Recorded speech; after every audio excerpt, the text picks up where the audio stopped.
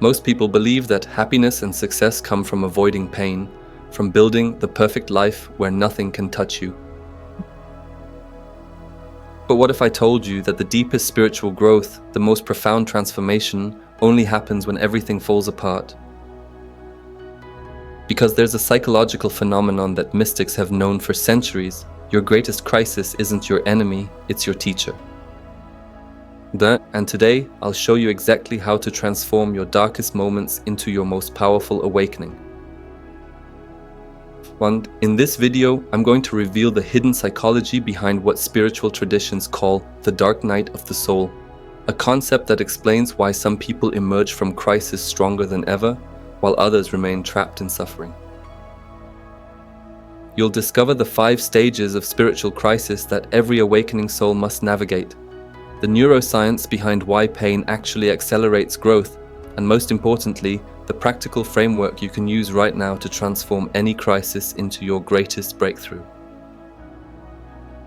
But here's what most self-help gurus won't tell you. This process isn't about positive thinking or manifesting your way out of darkness. It's about something far more profound and scientifically backed. What I'm about to share challenges everything you've been taught about healing and growth, because sometimes the path forward requires going deeper into the darkness, not running from it. The term dark night of the soul was first coined by the 16th century Spanish mystic Saint John of the Cross. But what he described isn't just religious experience, it's a universal psychological phenomenon that modern neuroscience is finally beginning to understand.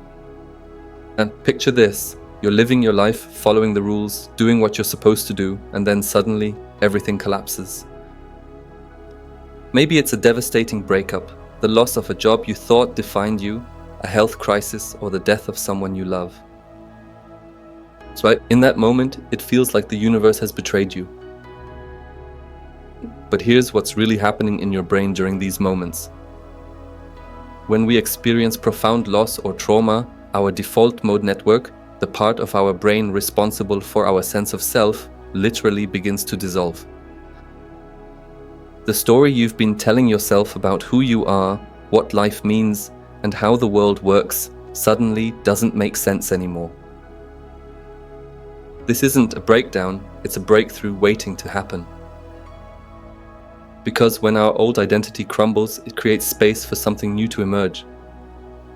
The mystics knew this. Carl Jung called it the transcendent function, the psyche's ability to create new meaning from the ashes of the old.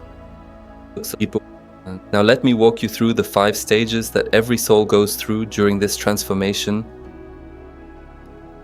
Understanding these stages is crucial because it helps you recognize where you are in the process and what's coming next.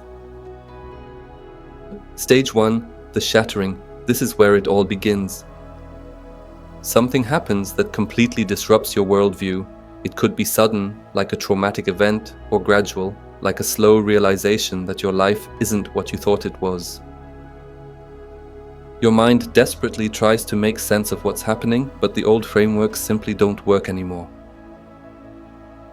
Stage 2, the descent. This is the darkest phase.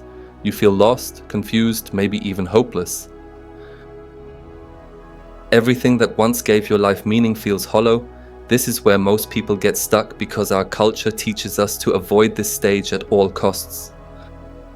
We're told to stay positive or just get over it. But the mystics knew better.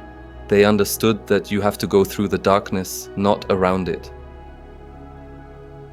Stage 3, the void. Here's where it gets interesting.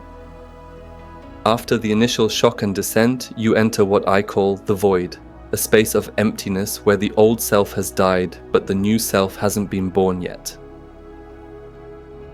This feels terrifying because we're conditioned to always be someone, to always have an identity. But this emptiness is actually sacred space. It's where transformation happens. Stage 4, the awakening. Slowly, gradually, new insights begin to emerge. You start to see patterns you never noticed before. You begin to understand that your crisis wasn't random, it was necessary. Now, your perspective shifts from "why is this happening to me?" to What is this trying to teach me? Stage 5, the integration. This is where you rebuild your life, but from a completely different foundation. You're not the same person who entered the crisis. You've been fundamentally changed, and now you have to learn how to live from this new understanding. Now let's talk about what's actually happening in your brain during this process, because the science behind this is absolutely fascinating. When we experience trauma or crisis, our brain's neuroplasticity, its ability to rewire itself, goes into overdrive. Studies show that periods of intense stress and uncertainty actually accelerate neurogenesis, the creation of new brain cells, particularly in the hippocampus, which is crucial for learning and memory. But here's the key insight. This neuroplasticity is maximized when we don't immediately try to escape the discomfort. When we sit with the uncertainty, when we allow ourselves to not know, our brain starts forming new neural pathways at an accelerated rate. Dr. Rick Hanson's research on post-traumatic growth shows that people who navigate crisis consciously often emerge with enhanced psychological resilience, deeper relationships, greater appreciation for life, and a stronger sense of personal strength. But this only happens when we engage with the crisis as a teacher, not an enemy. The ancient Stoics understood this intuitively. Marcus Aurelius wrote, "The impediment to action advances action. What stands in the way becomes the way." Modern neuroscience is proving that this isn't just philosophical wisdom, it's biological reality. So how do you actually navigate your own dark night of the soul? Let me give you a practical framework that combines ancient wisdom with modern psychology. First, stop trying to fix it immediately. Your first instinct will be to escape the discomfort, to find a solution, to get back to normal as quickly as possible. Resist this urge. The crisis is trying to show you something that you couldn't see when everything was comfortable. Give it space to speak. Second, practice radical acceptance. This doesn't mean being passive or giving up. It means acknowledging what is without immediately trying to change it. Byron Katie's work on the work is powerful here, questioning your thoughts about what should be happening versus what actually is happening. Third, seek the teaching. Every crisis contains a teaching. Ask yourself, what is this situation trying to show me about myself? What beliefs or patterns is it exposing? What parts of my identity were built on shaky foundations? The answers might not come immediately, but the questions themselves begin the transformation process. Fourth, find your support system. This isn't about surrounding yourself with people who will just tell you everything will be okay. You need people who can hold space for your darkness without trying to fix you. Sometimes this means working with a therapist, sometimes it means finding a spiritual community, sometimes it means deepening existing relationships. Fifth, document the journey. Keep a journal throughout this process. Write down your insights, your fears, your questions. This serves two purposes. It helps you process what's happening, and it creates a record of your transformation that you can look back on later. Sixth, embrace the unknown. The dark night of the soul is fundamentally about learning to be comfortable with not knowing. Our ego desperately wants certainty, but growth happens in the space of uncertainty. Practice sitting with questions instead of demanding immediate answers. Here's what most people don't understand about the dark night of the soul. It's not a punishment, it's an initiation. Every spiritual tradition recognizes that true wisdom, true strength, true compassion can only come through direct experience of suffering and transcendence.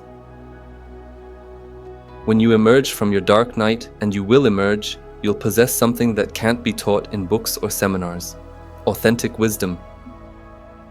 You'll have a depth of understanding about life, about resilience, about what really matters that only comes through walking through the fire. You'll also develop what I call crisis immunity. Not because you'll never face challenges again, but because you'll know in your bones that you can handle whatever comes.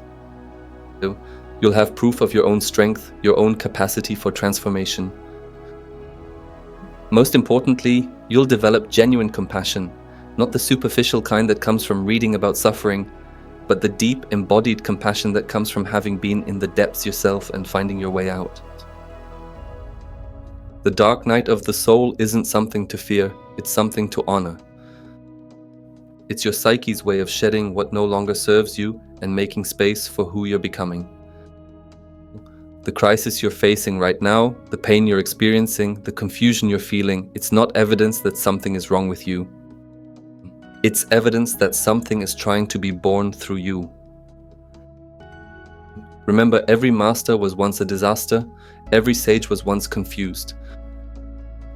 Every person who has ever inspired you with their wisdom has walked through their own dark night and emerged transformed. If this video resonated with you, if you're currently navigating your own dark night or want to understand this process more deeply, I've created something special that builds on everything we've discussed today. The video appearing on your screen right now explores the specific psychological tools and practices that can accelerate your transformation during crisis. It's the perfect next step in your journey of turning your darkest moments into your greatest breakthroughs. Your dark night isn't the end of your story, it's the beginning of your awakening.